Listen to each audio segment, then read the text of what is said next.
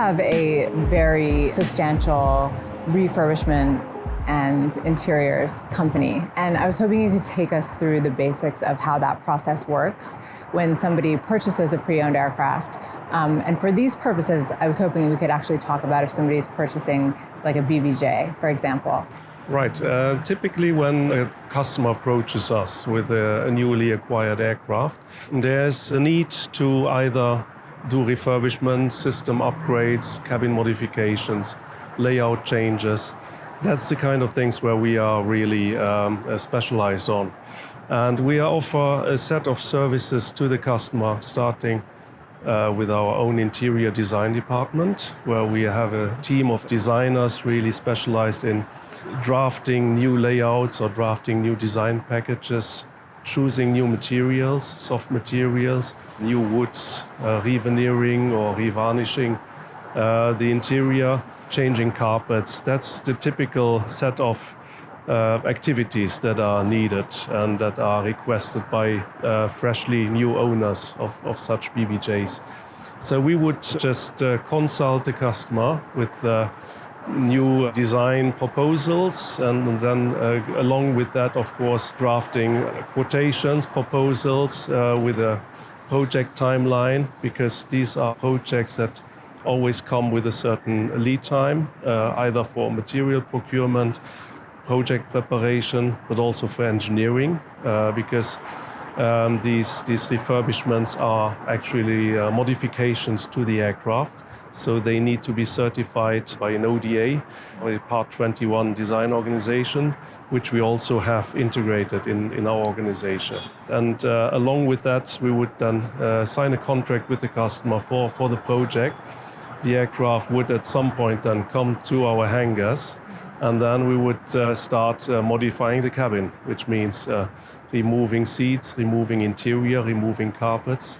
And then we have a set of shops within our facilities where we can have the capacity to do all those changes in-house. So we don't need to send anything outside to subcontracted organizations. And we would then start doing recovering seats, changing carpets, recovering panels in the cabin, new systems as well. Because one very important element are the systems, especially on the aging aircraft, where you would need to look at the obsolescence of systems. If a BBJ has 10, 15 years, you would definitely need to reconsider probably CMS IFE upgrades, changes to the connectivity, of course, which is a big topic over the last years, because there's been a lot of new options and new possibilities, new systems that came to the market. And we would then work on all these items, and then at the end deliver the aircraft to a happy customer, right. Potentially, and be the MRO of choice for the future. That's excellent. So can you give a little bit of advice to someone who maybe hasn't done this before? It can be very intimidating, even like thinking about doing this. And what should they be looking out for when choosing somebody to trust the aircraft with? If we look at larger planes like BBJ, we definitely would advise any customer, in case he doesn't have access, to approach potentially a consultant to really take the customer the long path of these processes, because we are looking at larger projects where there's a lot of new information and new, let's say, activities coming, where the typical buyer or typical owner would not be that familiar with cabin modification, with certification, with the requirements, and also ensuring that the work is carried out to his full satisfaction at the end. We also are working closely with either external designers or consultants like completion managers, who are typically the experts to take the customer by the hand and really make sure that he's comfortable with the whole process. Because another thing which people generally underestimate is the number of review meetings and the number of interactions that you need to have with the final, with the owner of the aircraft in order, whether it's the selection of material, the review of the renderings, the details, inlays, finishings, and so on. There's a lot of details coming together that needs to be really reviewed in detail and needs to be approved by the owner in order for the completion center to move forward. So how do you handle that? Will the consultant step in and handle that if, let's say, because let's say they're in another part of the world, does the actual customer have to be there to approve those things, or can you do it remotely, or?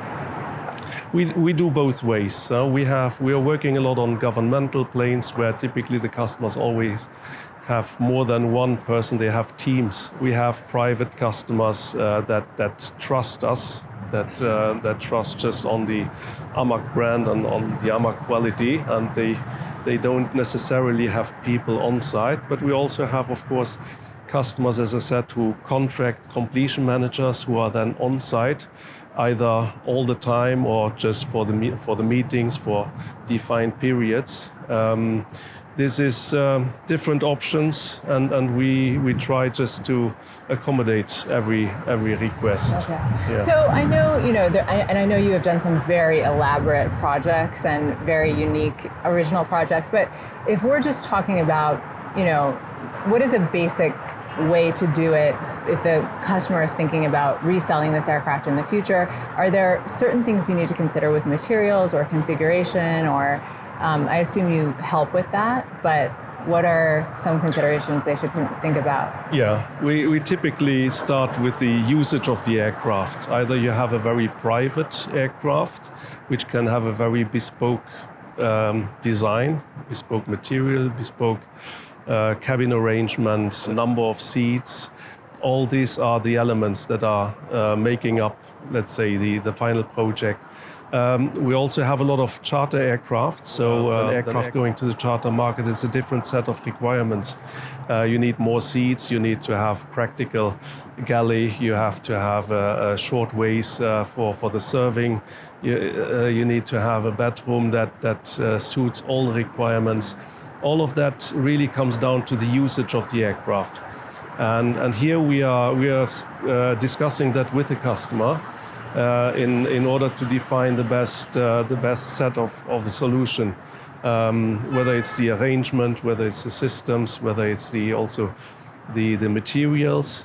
Charter aircraft needs to be durable, so you need more durable materials, whether it's leathers, laminates, or NTFs, carpets. If you take a high-grade silk carpet in a charter aircraft, that, for instance, would be not advisable because it will be very expensive, will be a hand-tufted carpet, but you will ruin it probably after 6 months and you need to change it. So for this type of operation, we would consult the customer to go with a more durable carpet with collars that are more forgiving than others. Yeah, that's a great point. And are you seeing is there any way to say that if there's any trends right now? Are you seeing anything that? There are always trends and it always changes. We are working in different regions of the world. So whether it's Western Europe or the Asian Pacific region or Africa or the Middle East, you have different trends, different requirements. But within these regions, things are changing. If I can take one example, the Middle East, 15 years ago, 20 years ago, everything had to be gold, brown and goldish. This has changed completely. The new Middle East with the new leaders, the young generation owners, they are very Western oriented. They come with a very different design these days than their fathers, grandfathers had 15, 20 years ago. Yeah, that's so interesting. Okay, so one hot topic right now obviously is connectivity, because it seems like it's made a huge leap and that seems to be a massive, important thing. Nobody wants to be disconnected. So what are you seeing there? We see a general trend in cabin systems where in the old days you had very limited connectivity, but you had a more sophisticated entertainment system to compensate a little bit for it. This has changed in a way that entertainment systems get simplified. There's also more streaming possibilities from servers to PEDs. And then, of course, you have connectivity. Now, today's generation has really the desire to be connected all the time. And technology has changed in a way that we are having now broadband solutions for aircraft, where you can have like speeds which you have at home or at the hotel. And this is a big change over the last 10 years, I would say. We started back in the mid-2000s. Was 2015 when Ka band came to the market, which offered the first bandwidth of 10 Mbps upwards, offering really possibilities of streaming, Netflix in the aircraft, things like that, being connected by WhatsApp. That has changed by then. In the meantime, we have low Earth orbit systems, different systems available on the market. They offer bandwidth for up to 100 Mbps, even more. So you really have a big change there. So connectivity is the big thing. We as an integrator, we are offering all solutions. AMAC is a dealer for different systems, and we would consult the customer to see a little bit geographically where they operate, because not all systems can work everywhere in the world. So that would be our first approach, and then see the requirements, how much bandwidth they really need, and what are the operating costs, what are the operating plans available with the different providers, and then tailor a solution. And then at the end, and this is our job then, to integrate the system into the aircraft. And here we are talking about service bulletin solutions, STC developments. AMAC has developed on different systems, many STCs on different platforms. So here we have a set of solutions, but we also work with the OEMs to install their solutions under major changes or service bulletins. We are agnostic to the systems and to the providers. We try to find the best solution for really for the owners. For the customers. And that's actually a really important point, is that you are very strict about being agnostic in all ways, right? So you don't show favoritism towards one provider or one OEM. But why is that important for the customer? Because the DNA of AMAC was always to be the independent integrator. We are not affiliated to any OEMs. We are privately owned, and we would like to be the neutral consultant and advisor to the customer to find the right solution for the customer. So how many people now work at AMAC? We are a group of companies. AMAC is actually a group of 8 companies in 6 countries. And the whole group together, we are about 1,600 employees. We have a very large portfolio of services. We do completions in Basel. Our largest site and home base is Basel. But we also do airline maintenance in Turkey. We do corporate jets and helicopters in south of France. We do aircraft charter and management out of Zurich. We are a very diverse group of different activities, and this is also something which proved to be a good fit to customers who are looking for one-stop shop solutions. So AMAC as such can offer more than just the MRO or the cabin configuration.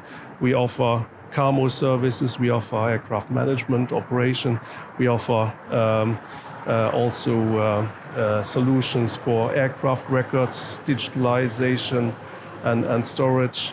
It's a portfolio of different services that can be useful for typically VIP general aviation operators throughout the world. Yeah, and throughout their lives, right? Like you could come and just stick with AMAC throughout various different aircraft, right? Like as they go through Our customer base is, I would say, 99% recurrent customers. So we have a very loyal base of customers, and we are building long-term relations with our customers in general. Okay, all right.